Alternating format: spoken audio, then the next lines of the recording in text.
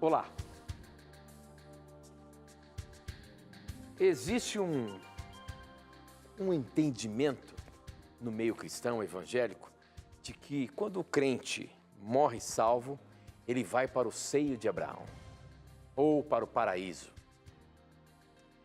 Qual é a base bíblica para falar sobre isso? Que quando a pessoa morre, vai direto para o seio de Abraão. Será que é aquela parábola que Jesus contou de rico e Lázaro? Será que essa é a base bíblica para afirmar que quando alguém morre salvo, vai para o seio de Abraão? Como entender esse texto que é tão comum, tão pregado no meio evangélico? Esta e muitas outras questões você vai acompanhar agora, pois está no ar, Na Mira da Verdade.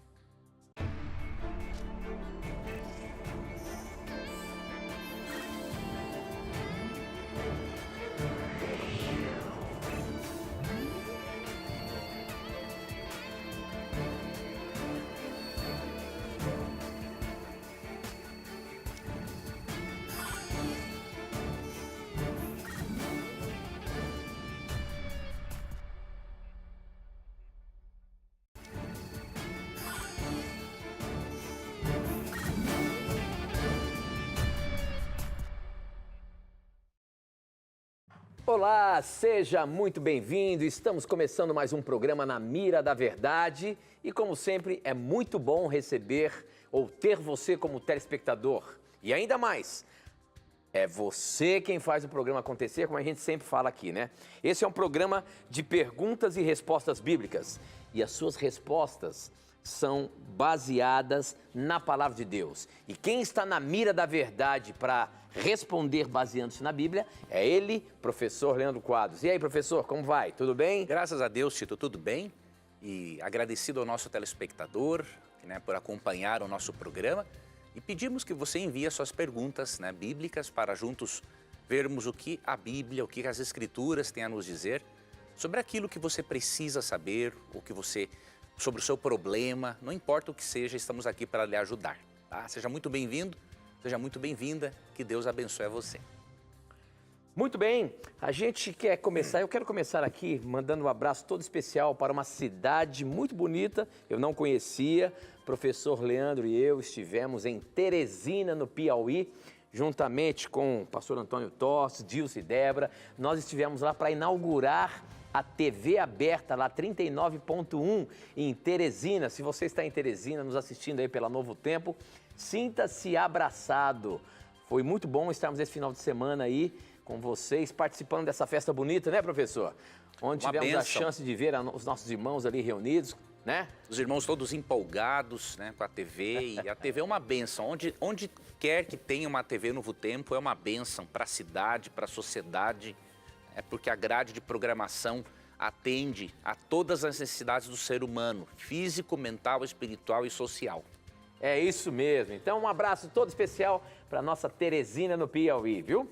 E olha, a gente não pode também deixar de dizer sobre o Anjo da Esperança, né? O nosso projeto aqui da Novo Tempo, que faz com que a gente consiga chegar mais longe nessas novas capitais, né, chegar com o nosso sinal através das parabólicas, através das TVs por assinatura.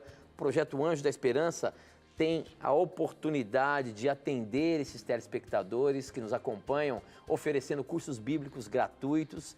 Então, a gente não pode deixar de dizer para você que se você ainda não é um Anjo da Esperança, se você gosta da Novo Tempo, seja um Anjo da Esperança, participe, se envolva e faça com que essa missão de levar a esperança continue firme. Você acompanhou ainda há pouco o programa, antes de começar aqui o Na Mira, mas a gente reforça aqui porque todos nós aqui somos Anjos da Esperança e a gente percebe que esse projeto tem feito com que a Novo Tempo chegue muito mais longe. Seja um anjo. Professor Leandro Quadros, nós abrimos o programa, essa pergunta até chegou aqui pelo nosso Facebook, quem mandou foi o Irã Caçumba, e a pergunta dele é sobre essa dúvida, né, sobre o seio de Abraão, que muitos evangélicos dizem que quando o cristão, o crente morre salvo, ele vai para o seio de Abraão. E ele perguntou assim: a paz do Senhor, meu nome é Irã, desde que me converti, aprendi que quando a pessoa evangélica morre, vai para o seio de Abraão. Será que isso é verdade ou quando um crente salvo morre, ele está dormindo? Mas, neste caso, é um dormindo consciente para com Deus? Então, olha aí, tem duas perguntas, né? Tem essa questão do seio de Abraão, professor, e a ideia dele, tá bom, se não vai para o seio de Abraão, se realmente está dormindo, como nós falamos aqui no programa sempre, esse sono da morte, ela é consciente para com Deus? O espírito fica com Deus? Como é que é isso aí? O que você pode dizer para a gente sobre essa questão, professor? Bom, primeiramente, a expressão, não é, seio de Abraão, é mencionada na parábola do rico e Lázaro, em Lucas 16, 19 a 31. E mais especificamente no verso 22 é dito assim: aconteceu morrer o mendigo e ser levado pelos anjos para o seio de Abraão.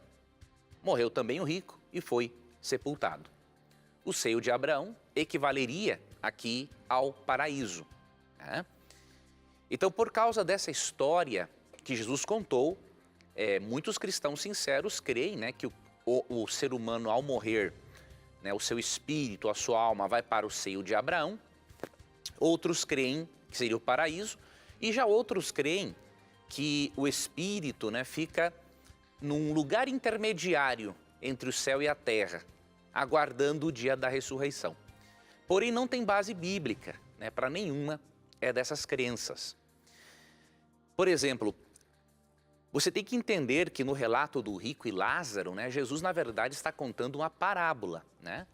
Uma parábola é uma narração fictícia cujos detalhes têm o propósito não de nos dar doutrinas, mas destacar o ensinamento principal da parábola. Se nós interpretarmos todos os detalhes da parábola e não nos determos na lição principal, nós vamos ter problemas interpretativos, porque não é desta forma que interpretamos a parábola, analisando cada detalhezinho e dando um significado a ele. Por exemplo, no verso 23, quando fala do rico, né, que está no inferno, diz assim, ó: no inferno, estando em tormentos, levantou os olhos e viu ao longe a Abraão e Lázaro no seu seio, ou seja, próximo a Abraão, lá no paraíso. Então, se você entender a expressão seio de Abraão como uma referência real ao paraíso onde se encontram as almas dos mortos justos, você vai ter que crer também que o céu e o inferno são vizinhos. Porque o indivíduo que estava no céu pôde ver, que estava no inferno, pôde ver quem estava no céu. E aí imagine como será a vida dos justos, todos os dias tendo que contemplar os ímpios serem atormentados, e ainda mais aqueles familiares, parentes que não forem salvos. Então você não pode tirar conclusões de uma parábola. A parábola, com os detalhes, são apenas o pano de fundo para ilustrar a lição principal, que neste caso, a lição principal é: se alguém quiser obter a salvação, tem que ser nesta vida e tem que aceitar os ensinos da lei de Moisés e dos profetas, ou seja, o Antigo Testamento. Então essa lição é bem clara nos versos 27 a 31. Agora, quanto à inconsciência na morte, vários textos bíblicos ensinam que a morte é um sono sem sonhos, ou seja, a morte é um momento em que a pessoa está dormindo até o dia da ressurreição do corpo. Então, não é um sono consciente, como se o morto estivesse sonhando na presença de Deus, não. Vamos ver aqui brevemente alguns textos. O primeiro,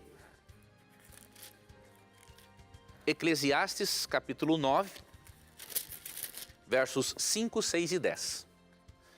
Porque os vivos sabem que hão de morrer, mas os mortos não sabem coisa nenhuma. Tampouco terão eles recompensa, porque a sua memória jaz, ou seja, está entregue ao esquecimento. Amor, ódio e inveja para eles já pereceram. Para sempre não têm eles parte em coisa alguma do que se faz debaixo do sol. Então o que nós aprendemos aqui? Que na morte a pessoa não sente amor. Se estivesse num lugar intermediário ou no paraíso, ela sentiria amor. Não tem como não sentir amor num lugar assim, né? Diz aqui que também não sente ódio nem inveja, ou seja, ela não está no inferno. Se ela estivesse no inferno, claro que ela ia sentir ódio por estar no inferno. Até mesmo porque a Bíblia ensina que o lago de fogo, né, que muitos preferem chamar de inferno, ele não existe hoje, ele existirá no futuro, de acordo com Apocalipse 20, versos 1 a 10. Então veja, se a pessoa não tem esses sentimentos, é óbvio que ela está em total inconsciência. E aí o verso continua, para sempre não tem eles parte em coisa alguma do que se faz debaixo do sol, ou seja, os mortos também não podem se comunicar com os vivos. Eles não podem estar relacionados a assuntos terrestres. Isso é o que ensina a Bíblia. E aí por isso que vem o conselho no verso 10, ó. Tudo quanto te vier à mão para fazer, faze-o conforme as tuas forças, porque no além, para onde tu vais, não há obra, nem projetos, nem conhecimento, nem sabedoria alguma. Então este além, né, que é a sepultura, a morte, não há conhecimento, não há sabedoria, não há obra, não há projeto, ou seja, a pessoa está em total inconsciência. E para finalizar, alguns alegam o seguinte, não, a revelação bíblica sobre o que acontece depois da morte foi progressiva. Já no Novo Testamento, né, se defende que a morte é um estado de consciência. Eu sei quais textos são usados, eu não vou me deter neles agora, mas eu quero mostrar para você que o Novo Testamento não perdeu essa noção de que a morte é um sono, tá? Então veja, por exemplo, em 1 Coríntios, capítulo 15, o apóstolo diz assim, no versículo 18, ó.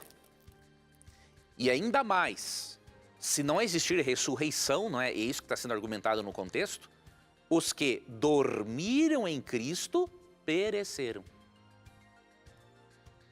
Ou seja, os cristãos, de acordo com o texto, dormem em Cristo. E mais para frente, no versículo 23, é dito o seguinte, cada um, porém, por sua própria ordem. Cristo as primícias, depois os que são de Cristo na sua vinda. Ou seja, a ressurreição, os mortos voltarão à consciência, despertarão do seu sono quando Cristo voltar e ressuscitar a todos. Então, a doutrina da ressurreição do corpo, ela perde a sua significância quando nós enfatizamos uma recompensa ou uma punição imediata logo após a morte. Quando nós estudamos profundamente a doutrina da ressurreição do corpo, nós vemos que Deus nunca levou e nunca vai levar para o céu espíritos desencarnados. Deus vai levar corpos glorificados. Isto é claro no caso de Enoque, que foi levado com o corpo para o céu, de acordo com Gênesis 5:24. Elias foi levado com o corpo para o céu, em vida, de acordo com 2 Reis capítulo 2. E Moisés foi ressuscitado para poder ir para o céu, de acordo com Judas 1:9 e Mateus 17, 1-9. Então, se não há pessoas desencarnadas no céu e nenhum lugar intermediário, a Bíblia não prega a existência disso, é óbvio que a morte é um estado de inconsciência até o dia em que Cristo vai voltar e ressuscitar as pessoas. Muito bem. Estamos apenas começando o programa. Para você participar, você pode mandar as suas perguntas para o nosso SMS, o número é 12 981510101. Eu recebo aqui na hora no meu aparelho. Você pode também usar as redes sociais no Facebook, namiradaverdade.nt. O nosso Instagram é @namiradaverdade. E ainda você tem o nosso blog, né? Onde você pode participar também, mandando sua pergunta, novotempo.com/namiradaverdade. A próxima pergunta chegou pelo SMS. Quem manda é o Fernando Caldeira. Ele é de Araraquara. Ele diz, sou católico, mas assisto sempre o programa Na Mira da Verdade. Parabéns. A minha pergunta é, professor, em Gênesis, Deus fez o homem à sua imagem e semelhança. Mas se Deus é espírito, isso quer dizer que o espírito tem a semelhança do ser humano ou a semelhança de Deus? O espírito do homem que tem a semelhança de Deus ou o espírito que tem a semelhança com o ser humano? Olha a questão dele, bem interessante, professor. Se Deus cria o homem e diz assim, vamos fazer a imagem e semelhança de Deus, né? Agora, se Deus é espírito, nós sabemos que ele é espírito, que imagem é essa então? É a imagem do espírito? Como é que é isso? Veja, primeiramente o texto não diz que nós somos criados iguais a Deus, né? O texto de Gênesis 1, 26 e 27 diz a imagem e semelhança. Semelhança, parecido. Parecido. Parecido não é igual. Segundo ponto, quando em Gênesis 4, 23 e 24, João 4, né? 23 e 24 diz que Deus é espírito, a ênfase não é no aspecto físico de Deus. A ênfase é na natureza espiritual de Deus. Deus é um ser de natureza espiritual. Não quer dizer que Deus é uma espécie de uma fumaça, né? Que quando você chegar no céu e tentar abraçá-lo, teus braços vão passar do outro lado dele. Não é isso. Tá? Lógico, nós não temos como saber como é plenamente Deus. Nós não temos... a nossa natureza pecaminosa não nos permite vermos a Deus e continuarmos vivos. Quando formos glorificados, ali como ensina 1 Coríntios 15 e Filipenses 3, 20 e 21, nós poderemos ver Deus face a face, como diz Apocalipse 22, 4. Então, se vamos ver Deus face a face, ele não é uma coisa nebulosa ou uma forma de energia, ele é um ser pessoal. Óbvio, Deus não é de carne e osso como um ser humano, mas nós não temos como saber nada além disso. Ou seja, ele é um ser pessoal, vamos poder vê-lo, e ali em Gênesis 3 é dito que Deus todas as tardinhas, verso 8, ele passeava pelo jardim do Éden, né, para conversar com Adão e Eva. Então não vemos um Deus impessoal na Bíblia.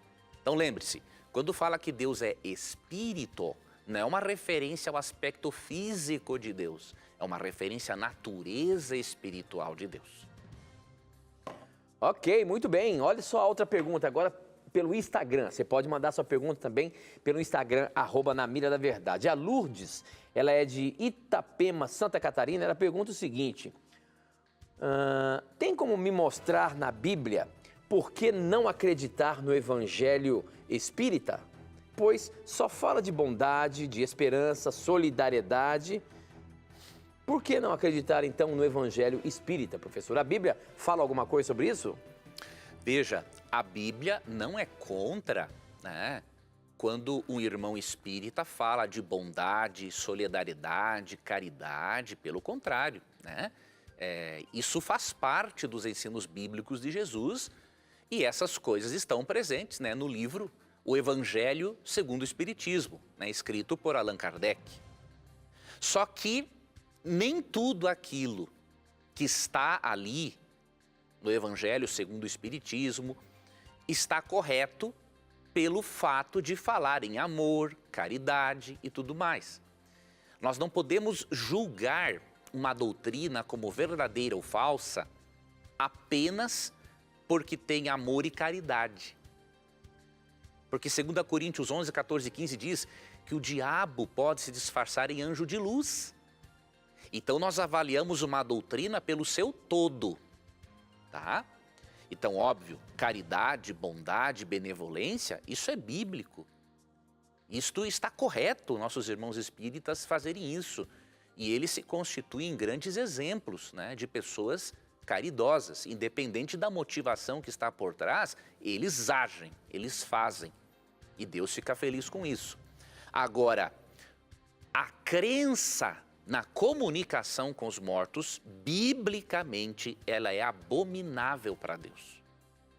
Então, nós não podemos aceitar uma crença errada em nome da caridade e da bondade. Nós vamos aceitar aquilo que é certo. Caridade, bondade e benevolência. Comunicação com os mortos, nós vamos tirar fora das nossas vidas, porque Deus abomina isso. E eu vou lhe explicar o porquê. Por exemplo, em Levítico, 30 segundos, professor. Quanto? 30. Segundos? É.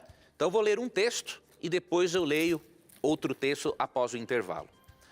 Levítico 19, 31, ó. Não vos voltareis para os necromantes. O que é o necromante? É quem pratica necromancia, né? Conversar com mortos, ou seja, é espiritismo. Não vos voltareis para os necromantes, nem para os adivinhos. Não os procureis para serdes contaminados por eles. Eu sou o Senhor vosso Deus. Então, se a Bíblia diz que a prática da necromancia ou da consulta a mortos contamina a pessoa espiritualmente, é óbvio que ela não pode ter origem em Deus. A prática da comunicação com os mortos. Então, depois do intervalo, nós vamos ver mais um texto ou outro e descobrirmos a origem. Quem são esses espíritos que se comunicam por meio dos médiuns? Vamos, depois do intervalo, respondermos esta pergunta. Não sai daí não, a gente volta já já.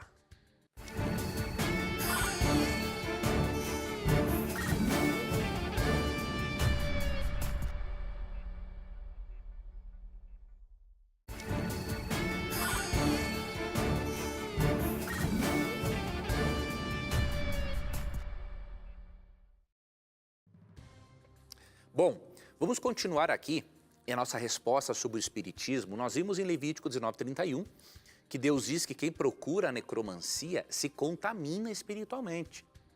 Então, esse é um texto muito forte para considerarmos. E um outro texto que eu vou ler para você está, eu acho que vamos ver se é 2 Reis, capítulo 21.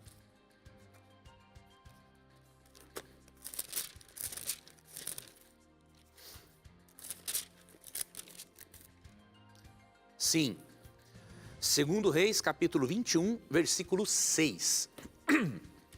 E falando aqui do rei Manassés, né, as práticas que ele fez, e queimou a seu filho como sacrifício, adivinhava pelas nuvens, era agoureiro e tratava com médiuns e feiticeiros. Prosseguiu em fazer o que era mal perante o Senhor para o provocar a ira. Então, entre as coisas consideradas más e que provocam o Senhor a ira, está o consultar médiuns. Então, a Bíblia não apoia o espiritismo. Deus ama o irmão espírita. Deus fica muito contente e feliz com as coisas maravilhosas que os nossos irmãos espíritas fazem. Mas a doutrina da consulta aos mortos ou da reencarnação são doutrinas que contradizem totalmente a doutrina da ressurreição do corpo. E por que contamina consultar espíritos, se esses espíritos fossem realmente as pessoas que morreram? A resposta é simples. Existem só dois grupos antagônicos no universo: Cristo e seus anjos e Satanás e seus anjos. De acordo com Apocalipse 12, 7 a 12, esses seres espirituais se encontram aqui na Terra. São estes seres espirituais que se disfarçam, que personificam os mortos e falam através dos médiuns. São esses seres demoníacos que fazem isso, de acordo com a Bíblia. Então, há coisa boa no espiritismo, óbvio, mas as coisas boas não justificam as doutrinas erradas. E a necromancia, a consulta a mortos, é uma doutrina errada de acordo com a Bíblia. Muito bem, muito bem. Tem uma pergunta que chegou aqui agora no nosso Facebook, professor. Quem mandou foi o Robson Monteiro. Olha, pessoal do Facebook, eu acho que hoje deu um probleminha aí, nós não estamos conseguindo transmitir pelo Facebook, tá? Mas acompanhe aqui pela TV, pode mandar suas perguntas pelo Facebook naquele videozinho que eu postei antes do programa, tá bom? Que ela chega aqui para mim. A pergunta do Robson Monteiro é a seguinte: sou de Barra Velha, Santa Catarina. Me tire uma dúvida. Em Gênesis 1:26 está no plural, certo? Por que alguns dizem que o Criador estava falando com a terra? Qual a base eles usam para essa afirmação? E aí, professor? Essa base, obviamente, não tem nada de bíblica. Isso é uma crença rabínica, né, de algum rabino judeu e que não é aceita, obviamente, pela grande maioria dos judeus. Imagine, né, a terra ter um poder imanente nela para ela criar algo com Deus. Isso é um absurdo, né? Isso é uma espécie de panteísmo, isso é uma heresia. Vamos ver, biblicamente, quem estava aqui envolvido nesse diálogo. E disse Deus: façamos o homem à nossa imagem, conforme a nossa semelhança. Ele está tendo um diálogo com outro ser pessoal. Ele não diz aqui, ó, também disse Deus à terra. Isso é um absurdo. Enxergar a palavra terra aqui, ela não existe. Então diz assim, façamos o homem à nossa imagem, conforme a nossa semelhança. E quando vamos ao texto bíblico, nós já percebemos quais seres pessoais estavam envolvidos nesse diálogo. Primeiro texto, Gênesis 1, verso 2. A terra, porém, estava sem forma e vazia. Ou seja, a terra não tinha vida ainda para que ela pudesse criar algo com Deus. Coisa ridícula. Havia trevas sobre a face do abismo e o Espírito de Deus pairava por sobre as águas. Então aqui, quando o planeta estava nesse estado caótico, o Espírito Santo sobrevoava o planeta para proteger e criar a vida que viria a existir ali. Então, nesse façamos, primeiramente, vemos aqui a presença do Espírito. Agora, quando você vai para João 1, 1 a 3, você vê que Jesus Cristo foi quem também, e mais diretamente, dialogou com o Pai aqui. Tá? João 1, 1 a 3. No princípio era o Verbo. Jesus era o agente ativo da criação, né? E o Verbo estava com Deus e o Verbo era Deus. Ele estava no princípio com Deus. Todas as coisas, incluindo a terra, foram feitas por intermédio dele. E sem ele, nada do que foi feito se fez. Então não há dúvidas que o diálogo em Gênesis 1, 26 e 27 é entre as três pessoas da Trindade. Tá? Deus nunca dialogou com a terra, Deus nunca apresentou na Bíblia qualquer hipótese de a terra ter um poder dentro dela capaz de criar algo com Deus. Longe de a terra criar, ela foi criada por Deus desde as suas bases. Então esta afirmação rabínica, obviamente, não tem nenhuma base bíblica.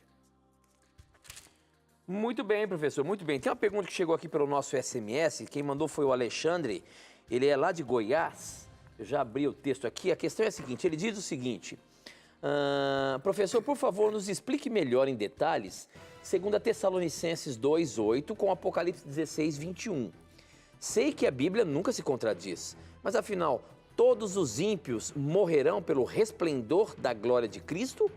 Ou haverá pessoas vivas ainda na terra quando houver os eventos por ocasião da sétima taça? Vamos ler aqui então para contextualizar, 2 Tessalonicenses 2:8, professor, que diz o seguinte, então o perverso aparecerá e o Senhor Jesus, quando vier, o matará com um sopro e o destruirá com a sua gloriosa presença. E quando a gente vai lá em Apocalipse 16:21, diz o seguinte, chuvas de pedras caíram do céu sobre as pessoas. Eram grandes pedras que pesavam mais de 30 quilos e as pessoas amaldiçoaram a Deus por causa da praga de chuva de pedras, pois ela era terrível. Ué, qual que é a relação que ele está fazendo aqui, professor? Essa relação, na verdade, não existe. Essa relação de 2 Tessalonicenses 2:8 com Apocalipse 16:20 não existe. Por quê? Porque as pragas, as 7 pragas, elas serão 7 juízos de Deus sobre os ímpios, tá? E elas vão ocorrer antes da volta de Jesus. Então, se elas ocorrem antes da volta de Jesus, é óbvio que quando Cristo voltar, após as pragas, após esses juízos derramados, os ímpios serão mortos pelo resplendor da glória de Cristo. As pragas são o início do juízo sobre eles. Não é?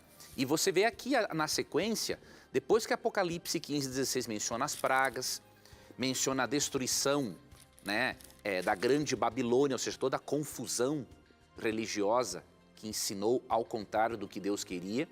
Você vê no capítulo 19, do versos 11 até o 21, a volta de Cristo. Então veja, não é uma contradição. E os ímpios aí na morte de Cristo, então, é que irão morrer. É só na volta de Cristo que vão morrer. As pragas não servem para matar os ímpios. As pragas servem para castigá-los vivos. Mas poderão morrer também com as pragas ali, né? Na Bíblia não indica. A Bíblia não indica. A Bíblia indica que as pragas vão castigar os ímpios, tanto que vão blasfemar contra Deus, né? Estando vivos. Agora, a morte mesmo dos ímpios é pelo resplendor da volta de Cristo. Então, o irmão não precisa relacionar os dois textos, porque eles não têm uma contradição. Um fala de um momento e outro fala de outro momento. Muito bem, muito bem. Agora aqui no nosso Facebook, mais uma perguntinha da Lissandra, é o nome da pessoa que mandou. Ela sou da Carisma, eu não sei se é Carisma mesmo, é uma igreja ou é carismática. Ela só colocou assim: boa noite, sou da Carisma. Já perguntei inúmeras vezes, quem sabe desta vez consiga a resposta. Sua pergunta foi pescada, minha irmã. A pergunta da Alessandra é a seguinte: o que a Bíblia fala sobre a cremação? É permitido ou não, após a morte, ser cremado? Lissandra, a Bíblia, usualmente, a Bíblia usa, né, na maioria das vezes, ocorre o sepultamento dos mortos. Mas a Bíblia não condena a cremação. Nós vemos até um exemplo em que ocorreu uma espécie de cremação.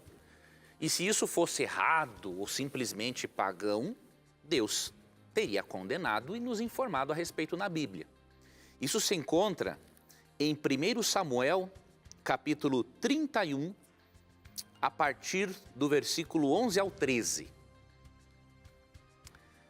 Diz o texto: Então, ouvindo isto, os moradores de Jabes Gileade, o que os filisteus fizeram a Saul, todos os homens valentes se levantaram e caminharam toda a noite, e tiraram o corpo de Saul e os corpos de seus filhos do muro de Bet-Sean, e vindo a Jabes os queimaram. Tomaram-lhes os ossos e os sepultaram debaixo de um arvoredo em Jabes e jejuaram 7 dias. Você vê aqui que houve uma cremação, não total, né, porque os ossos não queimaram, e depois foram enterrados apenas os ossos. A cremação é apenas um aceleramento de algo que vai acontecer, que será a decomposição do corpo. A cremação, né, acelera, diríamos assim, o processo. E para Deus não faz diferença nenhuma. A dor e a tristeza que Deus sente é quando um filho dele morre. Agora, se vai ser cremado ou sepultado diretamente, isso para Deus é indiferente. E na ressurreição, o que isso afeta? Nada. Né? Nós não vamos ser refeitos do pó da terra, como a Bíblia ensina? Então, cada família é livre para escolher a forma como vai despedir-se do seu ente querido, seja por um sepultamento apenas, ou seja pela cremação. Isso é uma questão que a Bíblia não interfere, né? E que, obviamente, Deus entende e respeita a dor e o desejo de cada família. Muito bem, eu quero aproveitar e apresentar para você um curso bíblico que nós apresentamos, que nós indicamos aqui no Na Mira da Verdade. Esse curso bíblico aqui, ó, Verdades para o Tempo do Fim. Se você quer ter esse curso bíblico aí na sua casa, hoje mesmo, você pode acessar o nosso blog agora, novotempo.com/Na Mira da Verdade. Você vai ver lá a capa dessa revista, você vai clicar em cima dela e já vai ser direcionado para um cadastro. E você vai cadastrar e ela vai chegar direitinho na sua casa aí. Por exemplo, nós estamos falando aqui sobre a morte. Uma das lições fala exatamente sobre isso, falando sobre a morte. brincando com a morte. O que será que como é que nós devemos compreender o estado da morte? Então, esse curso bíblico, além dessa lição, tem mais 15 lições, vai te dar um vislumbre de muitos assuntos relacionados com o tempo que nós estamos vivendo, o tempo do fim. Se você quer aprender um pouco mais sobre o tempo do fim, estude com a gente. Peça agora mesmo, é gratuito, você não paga nada, nem o envio, e ela vai chegar na sua casa direitinho. Verdades para o Tempo do Fim é o curso bíblico aqui do Na Mira da Verdade, que a gente oferece gratuitamente para você. Peça agora mesmo, tá bom? Olha, nós temos que ir para o intervalo, mas antes do intervalo, eu queria mostrar para você a próxima pergunta que estará após o intervalo. Quem mandou foi o Tiago, ele é lá de Joinville, e ele diz que gosta demais do programa, aprende muito com a gente. E ele fala ou pergunta o seguinte, professor: eu queria saber o porquê a ideia da transubstanciação do corpo e sangue de Cristo é errada. Então, essa questão você vai ver daqui a pouquinho, após o intervalo. Não sai daí não, a gente volta já já.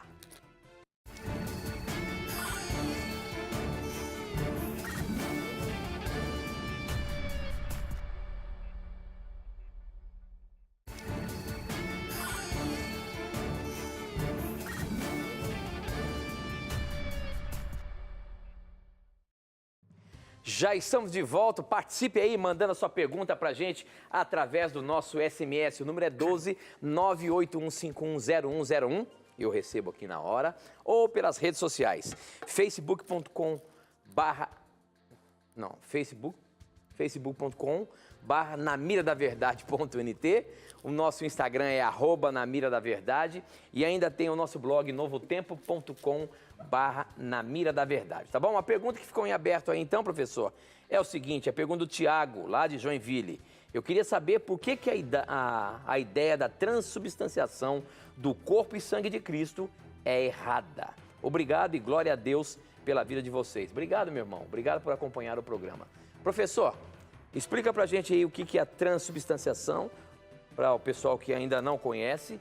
E isso aí é errado? Como é que é? Veja, a transubstanciação é uma crença, né, da Igreja Católica de que o sacerdote, durante a missa, ele pode transformar a hóstia no corpo literal de Cristo e o vinho no sangue literal de Cristo. Literal? Literal. E aí, uma das bases para esta crença está aqui em João 6, né? Vou ler aqui o verso 53 que diz: respondeu-lhes Jesus, em verdade vos digo, se não comerdes a carne do Filho do Homem e não beberdes o seu sangue, não tendes vida em vós mesmos. Então, teólogos católicos interpretam isto de forma literal. Porém, não é este o propósito de Cristo, por alguns motivos. Primeiro, porque comer e beber da carne e do sangue de Cristo significa aceitar a Cristo como Salvador e viver numa íntima união com Ele, através da fé e por meio do Espírito Santo. Quando você lê todo João 6, você vê isso. Cristo está pedindo para que as pessoas, por meio da fé, e obviamente com a ajuda do Espírito, tenham uma união inseparável com Jesus. Se nós tivéssemos de literalizar isso, nós entraríamos em alguns problemas interpretativos. Por exemplo, em João 10:9, Jesus disse, eu sou a porta. Será que ele é uma porta literal? Não. Se alguém entrar por mim, será salvo. Entrará e sairá e achará pastagem. Então, quando ele diz que é a porta, ele está dizendo que ele é o caminho, a salvação. Ele não está dizendo que é uma porta. Quando ele diz que é o pão que desceu do céu em João 6, e que devemos comer da sua carne ou do seu sangue, ele está dizendo que ele é o pão da vida, e que se nós vivermos numa união íntima com ele, pela fé e pelo Espírito, nós vamos ter a vida eterna. Outra coisa, na Bíblia há uma proibição de comer sangue de animais. Agora imagine comer sangue de um ser humano. ou de um ser divino humano, no caso de Jesus. Aqui em Levítico 17, por exemplo, você pode ver assim, ó, qualquer homem, verso 10, qualquer homem da casa de Israel, ou dos estrangeiros que peregrinam entre vós, que comer algum sangue, contra ele me voltarei e o eliminarei do seu povo, porque a vida da carne está no sangue. Eu vos-lo tenho dado sobre o altar para fazer expiação pela vossa alma, porque é o sangue que fará expiação em virtude da vida. Então o israelita era proibido de comer sangue de animais, lógico, também por questões de saúde, mas especialmente porque o sangue da vítima deveria ser derramado no lugar do sangue do pecador. Então, se Deus não autoriza usar sangue de animais por causa disso, jamais ele autorizaria bebermos o sangue de Jesus. Isso seria um canibalismo. E a Bíblia não apoia nem o uso do sangue de animais na alimentação, quanto mais o canibalismo.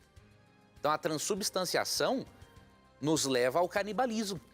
E, obviamente, não podemos aceitar essa doutrina. Os emblemas, o pão e o suco da uva representam o corpo e o sangue de Cristo, mas não podem ser eles de forma literal. E outra coisa, a Bíblia não deu poder a nenhum ser humano de transformar uma hóstia e um suco da uva no sangue e no corpo de Cristo. Se a pessoa tivesse um poder desses, a pessoa poderia curar as pessoas de qualquer doença que existe no mundo, mas não é essa a realidade. Muito bem, professor. Olha, tem uma pergunta que chegou aqui no SMS, de um pai e uma mãe que estão desesperados e eu vou colocar na milha da verdade. Diz o seguinte: me ajudem em nome de Jesus Cristo, por gentileza. Sou Marcos e tenho uma filha que se declarou ser satanista e ela está lendo livros satânicos. Como devo agir nessa situação, já que ela é minha filha? Devo me afastar? Proibir o acesso dela à minha casa? Como devo ajudá-la? Veja, meu irmão, primeiramente, você tem que fazer uma avaliação de como está a relação sua e da esposa com a filha. Por quê? Normalmente, quando um filho toma uma decisão drástica, ou quando um filho quer fazer algo, que contrarie totalmente aquilo que os pais creem e ensinaram, este filho, mais do que convicção doutrinária ou religiosa, ele está querendo chamar a sua atenção. Tá? Então você tem que ver se não está havendo alguma falha na relação entre vocês. E se houve esta falha, se você detectar isso, ou se você estiver com dificuldades de detectar isso, é obrigatório que você, a esposa e a filha façam uma terapia familiar. Ela quer chamar a atenção para alguma coisa. É isso que ela quer fazer. E óbvio, com carinho e com respeito, você tem que explicar para ela. Pessoas que fizeram pacto com o diabo tiveram muitas dificuldades depois em sair. Eu conheci um caso de uma pessoa que fez um pacto com o diabo, ela aceitou a Jesus, só que o diabo continuou aparecendo para ela, reclamando dela de que ela pertencia a ele. Então, depois, com o tempo, o diabo não apareceu mais para essa pessoa. Mas veja, é um negócio muito difícil e totalmente desconfortável. Essa pessoa acordava e o diabo do lado dela na cama. Então você tem que advertir tua filha: olha, tu está seguindo por um caminho que Deus poderá te libertar, mas você vai passar trabalho por isso, você vai ter consequências. Esse é o segundo ponto. Primeiro, veja como está esta relação e veja para que a filha quer chamar a atenção de vocês. Alguma coisa está clamando no interior dela por esta atenção e tem que descobrir o que é. E tem que fazer terapia familiar muitas vezes. Mas comece por meio de uma conversa franca. Segundo, fale para ela das consequências de se fazer um pacto com o diabo, que são terríveis. E terceiro, você tem sim, como pai e como mãe, o dever de impor limites à sua filha. Ela tem que conhecer limites. Um filho que não tem limites, ele não tem a certeza que os pais o amam. Sabia disso? Quando os pais impõem limites, é que os filhos entendem que os pais o amam, porque eles vão entendendo no processo de amadurecimento, né, que os limites são para protegê-los. Então, o que você vai fazer? Além de conversar com respeito, você vai dizer, olha, aqui dentro de casa esses livros estão proibidos, não a sua filha. Você vai mandar a filha embora, aí que você está entregando ela mesmo para o diabo. Não, ela fica e esses livros você queima tudo. E diz para ela, leia livros de qualidade. Você não tem nada a ganhar com isso, o seu futuro não será mais iluminado, você não será mais feliz por isso. Então, filha, fala para nós o que está acontecendo, o que o pai e a mãe erraram com você. Então, tem que ter uma conversa franca e colocar os limites. Livros de satanismo, queima-se tudo e não deixa entrar dentro de casa. Muito bem, professor, muito bem. Bom, mas agora nós temos uma pergunta por vídeo. Você tem uma forma de mandar a sua pergunta pelo vídeo, pelo WhatsApp. É a única maneira que você pode usar o WhatsApp aqui no Na Mira da Verdade. O nosso número é 12, WhatsApp, tá? 12 98283 0099. Lá você manda a sua pergunta pelo vídeo, faz um videozinho assim, manda pra gente, como essa que você vai ver agora. Boa noite. Meu nome é Elias, sou membro da Igreja Batista do bairro PTB, Betim, Minas Gerais. Gostaria de saber como temos a certeza de que o sábado, esse nosso sábado, que é após a sexta, se ele realmente foi o último dia da criação em que Deus descansou. Como ter certeza disso? Ele estava ouvindo você lá no fundo, você viu, né? Estava assistindo o programa e fazendo a pergunta pra gente aí. Que bom. Irmão Elias, tem como nós sabermos que o sábado não se perdeu no tempo, tanto através da Bíblia quanto através dos registros que existem feitos pela astronomia, né? Então, por exemplo, vamos começar pela segunda parte. Os astrônomos, eles têm o registro de todos os calendários, de todas as mudanças ou alterações que foram feitas. E todos sabem que o ciclo semanal nunca foi interrompido. Por exemplo, uma mudança das mais significativas no calendário ocorreu em outubro de 1582. Tá? Eu não estou lembrado agora, eu acho que é o Papa Gregório I, se eu não estou enganado. Ele pediu para alguém realizar um estudo e essa pessoa descobriu que estavam ali faltando uns 10, 11 dias no calendário. Só que o acréscimo desses 10 ou 11 dias não mudou em nada os dias da semana.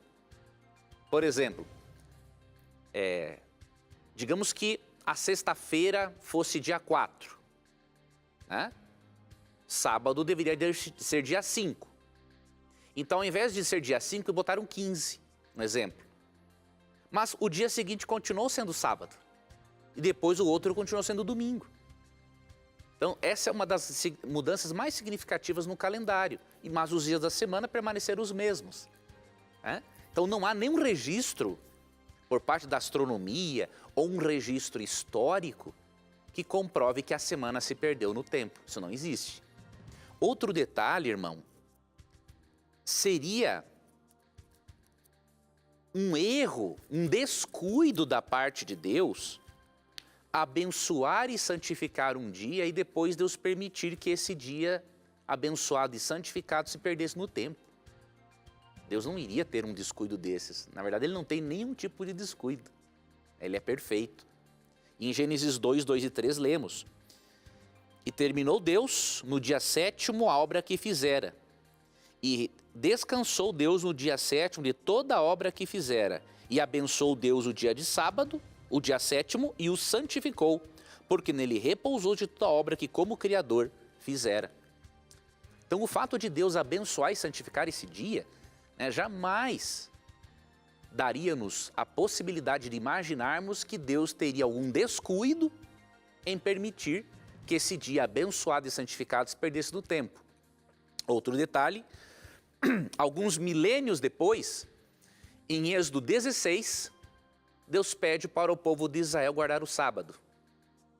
Em Êxodo 20, versos 8 a 11, tem uma expressão no verso 8, lembra-te do dia de sábado para o santificar. Ou seja, até aquele momento, o sábado não tinha se perdido no tempo, senão Deus não pediria para se lembrar, não é? E, como este mandamento está no decálogo, ele faz parte do aspecto moral da lei. Então, esse lembra-te é para toda a humanidade. E Deus não poderia pedir para todos lembrarem se o sábado se perdesse no tempo. Ok? Então, estas e muitas outras razões, você pode ver Jesus guardando o sábado, em Lucas 4,16, os apóstolos, décadas depois da cruz, em Atos 16,13, Atos 17,2, e lá em Apocalipse 14, versos 6 e 7, há um convite para que nos últimos dias adoremos ao Criador no sábado. Então, o sábado não se perdeu no tempo e nunca se perderá, porque quem o abençoou e santificou é perfeito o suficiente para manter a semana intacta. A gente se encontra semana que vem, se Deus quiser, professor. Certamente, Tito. Um abraço, Deus te abençoe, telespectador e telespectadora. E não se esqueça que sempre que você tiver a coragem de perguntar, unicamente a Bíblia vai ter a coragem de lhe responder. Aqui você sabe, suas perguntas sempre estão na mira da verdade. Até o nosso próximo encontro. Tchau.